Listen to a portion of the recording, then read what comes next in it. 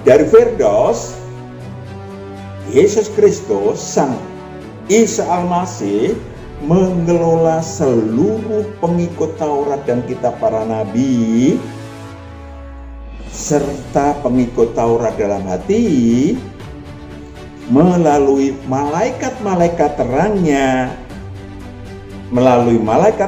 terangnya yang dipimpinnya. Ya Allah itu roh, gembala dengan roh kita, nanti Tuhan akan memberikan kebenaran, syarat perdamaian. Nama kata lain adalah Shalom, saudaraku yang kekasih. Kita jumpa lagi untuk membahas naik ke surga manakah Isa Al-Masih. Tetapi sebelum kita membahas, kita menyaksikan satu lagu pujian.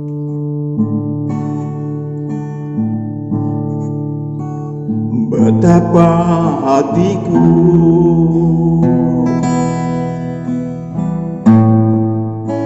berterima kasih, Yesus, Kau mengasihiku,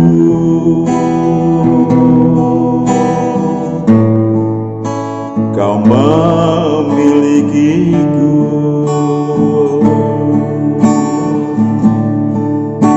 Hanya ini Tuhan persembahanku, segenap hidupku, jiwa dan ragaku. Sebab tak kumiliki harta kekayaan yang cukup berarti tubuh persembahkan.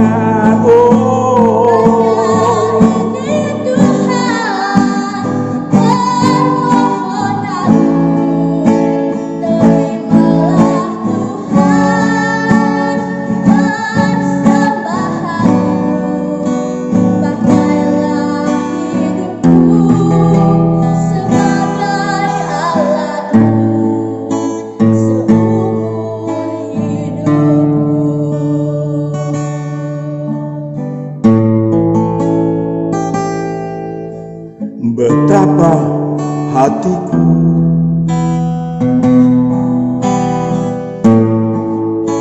berterima kasih, Yesus, Kau mengasihiku,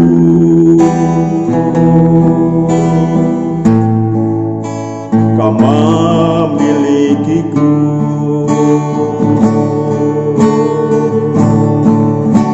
Hanya ini Tuhan persembahanku, segenap hidupku, jiwa dan ragaku. Sebab tak kumiliki harta kekayaan yang cukup berarti tubuh persembahkan.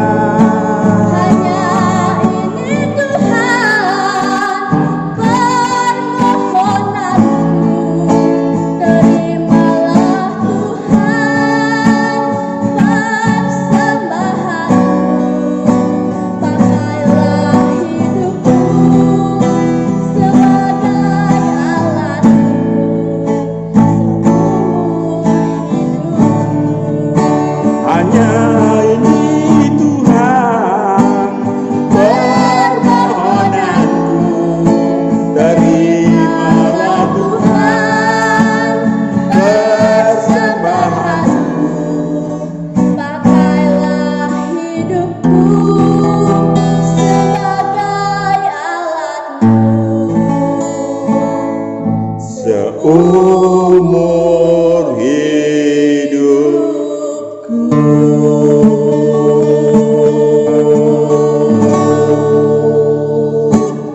Naik ke surga manakah Isa Al-Masih? Seperti apa rupanya sekarang? Saudaraku yang kekasih, kita bukan tebak-tebak apakah naik ke surga kekal atau naik kemana, tetapi kita harus membongkar kebenaran ilahinya.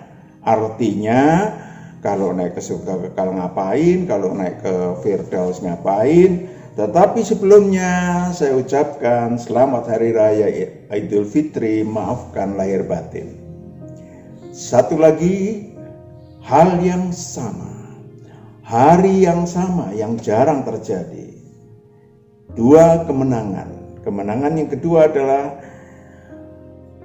selamat kemenangan Yesus Kristus, Isa Al-Masih, kembali ke surga. Lalu di mana sebetulnya? Di surga kekalkah? Markus 16 ayat 19. Mari kita bahas bersama supaya saudara dan saya tahu. Markus 16 ayat 19. Sesudah Tuhan Yesus berbicara demikian kepada mereka, terangkatlah ia ke sorga, lalu duduk di sebelah kanan Allah. Duduk di sebelah kanan Allah. Persepsinya banyak yang mengatakan itu berarti di surga kekal. Tentu kata kanan itu menunjukkan, boleh saya menyampaikan bahwa kanan itu artinya bersebelahan, mungkin berjarak 1 kilometer, mungkin 1 miliar kilometer. Kanan juga, saudaraku. Artinya bukan berdebat kusir kita, tetapi Yesus Kristus kini berada di surga manakah? Yang pertama, jawabannya adalah naik ke surga tingkat 3. Sang anak manusia atau Isa Al-Masih mati di kayu salib, rohnya turun ke alam maut, kemudian memberitakan Injil di alam maut, dan membawa roh-roh tersebut ke bumi selama 40 hari.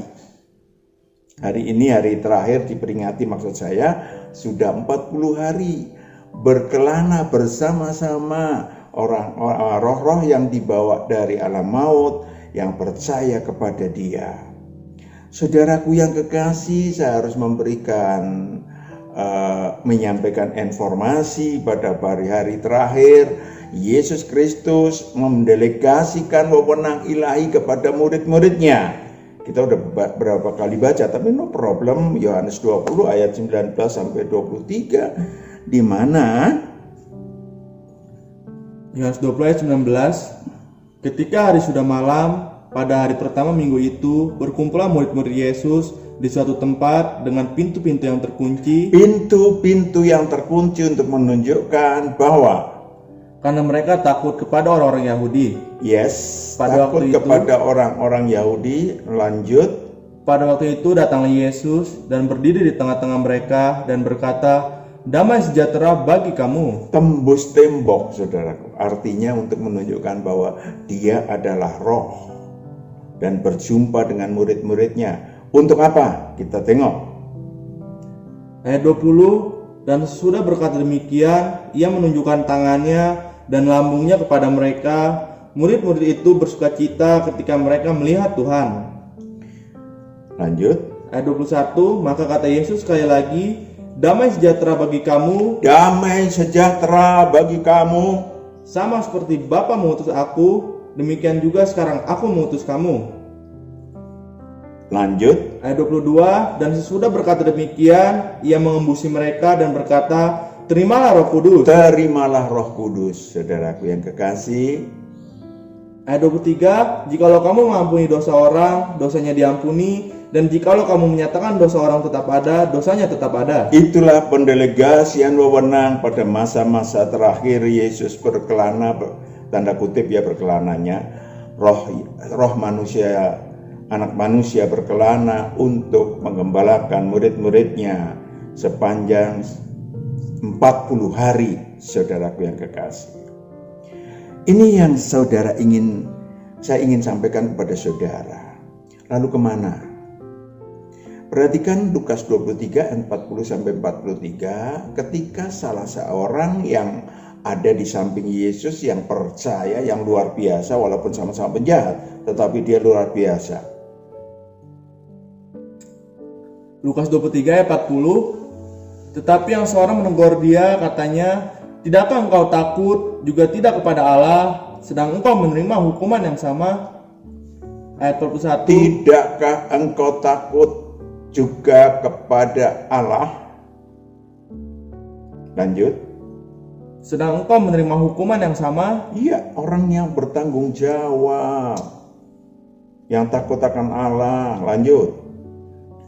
Ayat 41. Kita memang selayaknya dihukum sebab kita menerima balasan yang setimpal dengan perbuatan kita. Yes, dan Tetapi orang ini tidak berbuat sesuatu yang salah. orang ini tidak berbuat sesuatu yang salah. Artinya dia membela manusia Yesus. Ayat 42. Lalu ia berkata, "Yesus, ingatlah akan aku apabila engkau datang sebagai raja."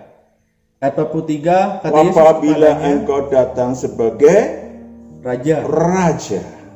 Bayangkan aja, dia nggak kenal Yesus sebelumnya. Artinya nggak terlalu kenal, dia mendengarkan Yesus salibkan dan seterusnya suara itu. Tetapi kemudian rohnya menangkap secara ilahi Yesus adalah Raja ilahi. Lanjut. Kata Yesus kepadanya, "Aku berkata kepadamu, sesungguhnya hari ini juga engkau akan ada bersama-sama dengan aku di dalam Firdaus." Hari ini juga engkau akan ada bersama-sama dengan aku di Firdaus. Artinya, Yesus Kristus, roh manusia Yesus ada di Firdaus. Naik ke Firdaus, bukan ke surga kekal, maka dikatakan sebelah kanan. Saudaraku yang kekasih, ketika Rasul Paulus sudah pernah pergi ke Firdaus, saudara bisa baca 1 Korintus 12 ayat 1-4, maka disebut surga tingkat 3. Terus pertanyaannya, ngapain di Firdaus? Ngapain di Firdaus? Tidak nganggur, saudaraku yang kekasih, karena banyak orang berada di surga kekal. Yesus nanti tunggu akan turun kedua kalinya. No. Dia sekarang ada di Firdaus. Maka dikatakan Wahyu 1 ayat 17-18, dia disebut sang awal dan sang akhir yang memegang segala kunci maut dan kerajaan maut. Wahyu 1 ayat 17, ketika aku melihat dia, tersungkurlah aku di depan kakinya, sama seperti orang yang mati. Tetapi ia meletakkan tangan kanannya di atasku, lalu berkata, "Jangan takut, Jangan takut. aku adalah yang awal dan yang akhir." Aku adalah sang awal, yang awal dan yang akhir. Apa itu, Pak? Yang awal, yang kembali kepada Yohanes 1 ayat 1-2. Sebelum turun ke bumi, sebelum diciptakan apapun juga, diciptakan makhluk apapun juga, diciptakan surga pun, pada waktu itulah Allah memecah dirinya. Saya pakai kata yang kosakata yang gampang saja, memecah dirinya. Yohanes 1 ayat 1-2. Yohanes 1 ayat 1, pada mulanya ada firman, firman itu bersama-sama dengan Allah, dan firman itu adalah Allah. Firman pada mulanya adalah Firman, perhatikan baik-baik. Dan firman itu bersama-sama dengan Allah, firman itu bersama-sama dengan Allah. dan firman itu adalah Allah. Firman itu adalah Allah. Cuman kita ini manusia gambar Allah, saudaraku yang kekasih. Saya ada ngomong nyerocos, ya, tetapi yang nyerocos ya mulut saya. Tetapi yang menghendaki saya nyerocos selain Tuhan, saya. Ketangkep? Sang Maha Kehendak yang disebut sebagai Allah Bapa, Sang Maha Kehendak yang disebut sebagai Allah yang Maha Esa, meletakkan firman-Nya menjadi makhluk, tanda kutip. Ya, kalau makhluk itu ciptaan Allah, dia adalah bagian daripada Allah yang setara dengan Allah, maka itu adalah ciptaan yang awal. Ciptaannya tanda kutip. Ciptaan yang awal.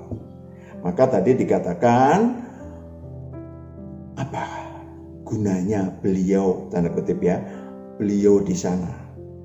Saya pakai kata yang mendarat. Wahyu 1 ayat 18. Wahyu 1 ayat 18. Dan yang hidup, aku telah mati, namun lihatlah aku hidup. Dan yang hidup, aku telah mati. Lanjut. Namun lihatlah aku hidup. Namun lihatlah aku hidup. Sampai selamanya, dan aku memegang segala kunci maut dan kerajaan maut. Itu dia. Dari Firdaus, dia memiliki kekuasaan memegang kunci maut yang sangat dibutuhkan oleh umat manusia, yaitu kunci maut dan kerajaan maut. Maut melepaskan diri dari nasib buruk tubuh alamiah. Kerajaan maut adalah penjara bagi roh manusia yang berdosa dan berkejahatan. Maka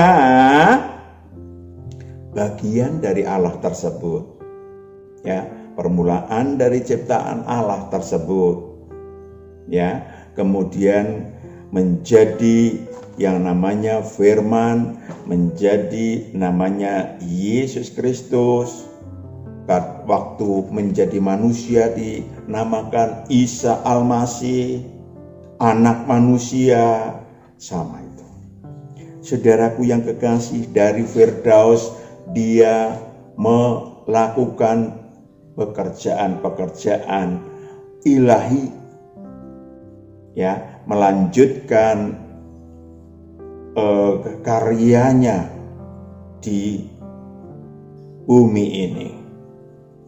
Ada 3 pekerjaan besar yang dilaksanakannya dari Firdaus atau di Firdaus. Yang pertama adalah menggembalakan seluruh murid-murid Tuhan di bumi. Murid Tuhan disebut sebagai kaki dian emas. Wahyu 1 ayat 12-13. Wahyu 1 ayat 12-13 menunjukkan bahwa dia adalah kita, kalau kita jadi murid Tuhan, adalah kaki dian emas. Digambarkan sebagai kaki dian emas. Lanjut. Wahyu 1 ayat 12-13. Wahyu 1 ayat 12. Lalu aku berpaling untuk melihat suara yang berbicara kepadaku. Dan setelah aku berpaling, tampaklah kepadaku 7 kaki dian dari emas. 7 kaki dian dari emas. Jumlah murid Tuhan tak terhingga. Ayat 13. Dan di tengah-tengah kaki dian itu ada seorang serupa anak manusia, berpakaian jubah yang panjangnya sampai di kaki, dan dadanya berlilitkan ikat pinggang dari emas. Nanti akan kita bahas rupanya seperti apa, nanti akan kita bahas. Tetapi sekarang apa aktivitasnya? Ya, tadi menggembalakan. Maka ada fasilitas. Kalau Allah, Yesus berada di sisi Allah di surga kekal, ya, terus kita ditinggal seperti banyak persepsi orang. No. Ya, tetap digembalakan. Yohanes 10 ayat 3-4, kalau saudara menjadi murid Tuhan, tetap digembalakan. Saudara baca sendiri Yohanes 10 ayat 3-4. Saya akan bacakan Yohanes 10 ayat 14-15 bahwa sang anak domba. Yohanes 10 ayat 14. Akulah gembala yang baik, dan aku mengenal domba-dombaku, dan domba-dombaku mengenal aku. Aku mengenal domba-dombaku, dan domba-dombaku mengenal aku. Itu dia.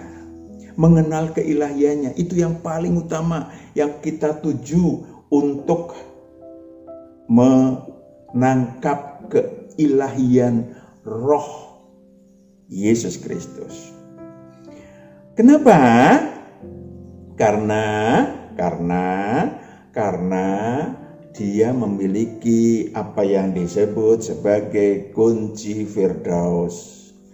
Dia yang memegang kunci maut dan kerajaan maut. Artinya kalau kita sudah dihapuskan maut dan kerajaan maut, kalau mati masuk ke Firdaus bersama-sama dengan dia, bersama-sama dengan mereka-mereka yang bangkit dari antara orang mati yang 2000 tahun yang lalu diambil dari alam maut. Dan kemudian murid-murid Tuhan kalau mati ikut berada di Firdaus bersama-sama dengan sang anak domba, atau orang menyebutnya Isa Allah Masih. Saudara, sang anak domba atau tadi apa disebut sebagai yang awal dan yang akhir melakukan kerja keras untuk membawa murid-murid Tuhan menjadi anak-anak Allah yang maha tinggi, memberikan pangkat-pangkat ilahi, memberikan produktivitas ilahi, bla bla bla, dan seterusnya. Yang kedua adalah mendidik roh-roh manusia yang termasuk dalam kebangkitan pertama. Ya, siapa kebangkitan pertama? Yohanes 5 ayat 24 sampai 25. Kebangkitan pertama 2000 tahun yang lalu adalah ayat 25. Sekarang kebangkitan pertama yang saudara diberi fasilitasnya, kita lihat. Yohanes 5 ayat 24. Yohanes 5 ayat 24. Aku berkata kepadamu, sesungguhnya barang siapa mendengar perkataanku, satu, dan percaya kepada Dia yang mengutus aku, barang siapa percaya kepada Dia yang mengutus aku, dua, ia mempunyai hidup yang kekal dan tidak turut dihukum, sebab ia sudah pindah dari dalam maut ke dalam hidup. Pindah dari dalam maut ke dalam hidup. 25 ayat 25. Aku berkata kepadamu, sesungguhnya saatnya akan tiba dan sudah tiba bahwa orang-orang mati akan mendengar suara Anak Allah dan mereka yang mendengarnya akan hidup. Itu dia. Itu namanya manusia-manusia, roh-roh manusia yang bangkit pada kebangkitan pertama. Kalau kita mati, kapan saja, cara apa saja, di mana saja, maka rohnya karena dosa dan kejahatan sudah dihapuskan akan masuk ke Firdaus, di mana mereka saudara dan saya kalau masuk Firdaus, roh-rohnya akan akan di-upgrade, bahasa kerennya, akan digembleng menjadi, perhatikan, raja-raja ilahi dan imam-imam Allah yang maha tinggi. Wahyu 20 ayat 4 sampai 6. Akan digembleng di Firdaus untuk kelak kalau kita kembali ke surga kekal menjadi raja-raja dan imam-imam Allah yang maha tinggi, dilatih di Firdaus. Wahyu 20 ayat 4. Lalu aku melihat tata-tata dan orang-orang yang duduk di atasnya, kepada mereka diserahkan kuasa untuk menghakimi. Aku juga melihat jiwa-jiwa mereka yang telah dipenggal kepalanya karena kesaksian tentang Yesus dan karena firman Allah, yang tidak menyembah binatang itu dan patungnya, dan yang tidak juga menerima tandanya pada dahi dan tangan mereka, dan mereka hidup kembali dan memerintah sebagai raja bersama-sama dengan Kristus untuk masa 1000 tahun. Memerintah sebagai raja dan imam-imam Allah, artinya dilatih untuk menjadi raja kelak, supaya kalau di surga kekal menjadi raja-raja ilahi. Itu cita-cita setiap anak Allah, maka sudah dilatih di Firdaus. Yang ketiga, mengelola, perhatikan baik-baik. Dari Firdaus, Yesus Kristus, Sang Isa Al-Masih, mengelola seluruh pengikut Taurat dan kitab para nabi, serta pengikut Taurat dalam hati, melalui malaikat-malaikat terangnya yang dipimpinnya. Ya, yang dipimpinnya.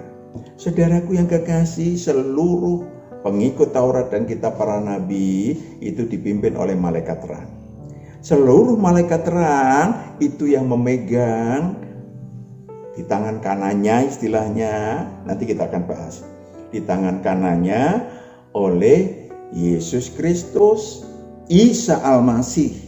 Jadi banyak sekali, itu baru 3 besar yang menjadi kerjaan Isa Al-Masih di Firdaus. Kita sudah melihat gambarannya, bagaimana entah di film Yesus anak manusia, Yesus manusia, ganteng, kemudian disabet oleh tentara-tentara Roma. Kita terpedih-pedih melihatnya, tidak berdaya di kayu salib. Pertanyaannya, seperti apa rupanya Sang Anak Manusia? Seperti apa rupanya Isa Al-Masih kini? Saya akan bacakan dulu. Perhatikan baik-baik kata demi kata, supaya nanti akan dibongkar juga seperti apa dia sekarang. Apakah seperti manusia Yesus yang seperti gambar-gambar yang bangkit dari antara orang mati? Ayat 13, dan di tengah-tengah kaki dia itu ada seorang serupa anak manusia berpakaian jubah yang panjang sampai di kaki dan dadanya berlilitkan ikat pinggang dari emas. Oke, kita bongkar satu persatu rupa Sang Anak Domba, rupa Sang Awal dan yang akhir, rupa Isa Al-Masih, rohnya sekarang, kini, dan mendatang sampai kiamat kelak. Memakai jubah yang panjangnya sampai ke kaki melambangkan kekuasaan yang sangat tinggi, meliputi bumi dan surga. Matius 28 ayat 18. Meliputi bumi dan surga. Saudaraku yang kekasih, itu dia.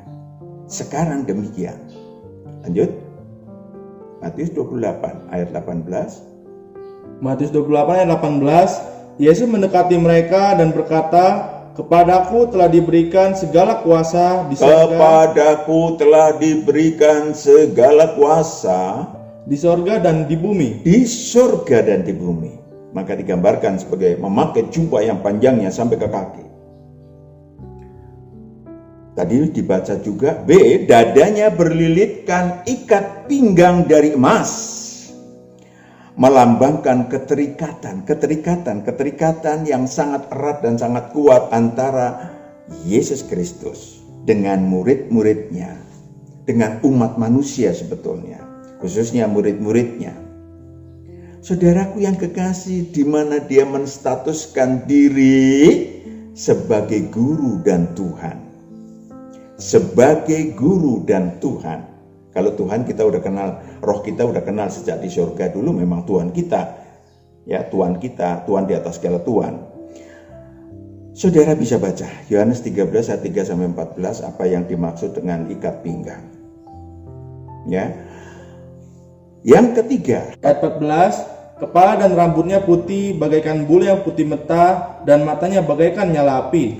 Saudaraku yang kekasih, kepala dan rambutnya putih mentah. Putih luar biasa. Itu menggambarkan, melambangkan kekudusan dan kebenaran yang tiada celahnya dalam dirinya. Matanya bagaikan nyala api. Perhatikan, bandingkan sebagai anak manusia pada waktu ini menjadi Isa Al-Masih, matanya memang tajam tetapi matanya tidak seperti sekarang. Sekarang ini matanya bagaikan nyala api, melambangkan kecerdasan, kewibawaan yang superior. Saya pakai kata superior, luar biasa, yang dapat menghanguskan siapapun yang tidak hormat dan tidak takut kepadanya. Tidak takut dan tidak hormat pada apa yang ditampilkan bagi umat manusia. Dia sudah memberikan kasih dan kebenaran. Dan manusia-manusia yang menolak, Ibrani 10 ayat 28-31. Tergantung kita. Saya dan saudara, apakah akan menerima atau akan menolak? Ibrani 10 ayat 28-31. Ibrani 10 ayat 28, jika ada orang yang menolak hukum Musa, ia dihukum mati tanpa belas kasihan atas keterangan 2 atau 3 orang saksi. Ayat 29, betapa lebih beratnya hukuman yang harus dijatuhkan atas dia yang menginjak-injak anak Allah, menginjak-injak anak Allah, yang menganggap najis darah perjanjian, yang menguduskannya, dan yang menghina roh kasih karunia. Ayat 30, sebab kita mengenal dia yang berkata, pembalasan adalah hakku. Pembalasan adalah hakku. Akulah yang akan menuntut pembalasan. Yes, 31. Dan lagi Tuhan akan menghakimi umatnya. Ayat 31, ngeri benar kalau jatuh dalam tangan Allah yang hidup. Saudaraku yang kekasih, Dia adalah guru dan Tuhan seluruh dan menyiapkan diri untuk seluruh umat manusia. Dia ada di Firdaus, surga tingkat 3. Sekarang tinggal diri saudara dan saya. Ayat 15, dan kakinya mengkilap bagaikan tembaga membara di dalam perapian, suaranya bagaikan desau air bah. Kakinya mengkilat bagai tembaga membara di dalam perapian, menggambarkan kekuatan dan ketegasan yang luar biasa di dalam memerintah umat manusia. Suaranya bagaikan desau air bah, melambangkan suaranya akan menggapai seluruh langit dan bumi. Umat manusia maupun pribadi tegas tetapi lembut. Matius 11 ayat 28 sampai 30. Tegas tetapi lembut. Perhatikan. Matius 11 ayat 28, marilah kepadaku semua yang letih lesu dan berbeban berat, yes, di seluruh muka bumi. Aku akan memberikan kelegaan kepadamu. Lanjut. Ayat 29, pikul aku yang kupasang dan belajarlah padaku, karena aku lemah lembut dan rendah hati, dan jiwamu akan mendapat ketenangan. Jiwamu. Aku lemah lembut dan rendah hati. Jiwamu akan mendapatkan kelegaan. Tetapi dikatakan suaranya bagaikan desau air bah. Yes. Saudara ada di Florida, Amerika. Saudara di Afrika. Saudara ada di Eropa. Semua terjangkau oleh suara sang anak domba. Lanjut ayat ke-16. Wahai ayat 16, dan di tangan kanannya ia memegang 7 bintang, dan dari mulutnya keluar sebilah pedang tajam bermata 2, dan wajahnya bersinar-sinar bagaikan matahari yang terik. Di tangan kanannya memegang 7 bintang, menggambarkan seluruh malaikat terang yang jumlahnya tak terhingga. Kata 7, jumlahnya tak terhingga, berada di dalam kekuasaannya. Oke, sangat jelas untuk apa?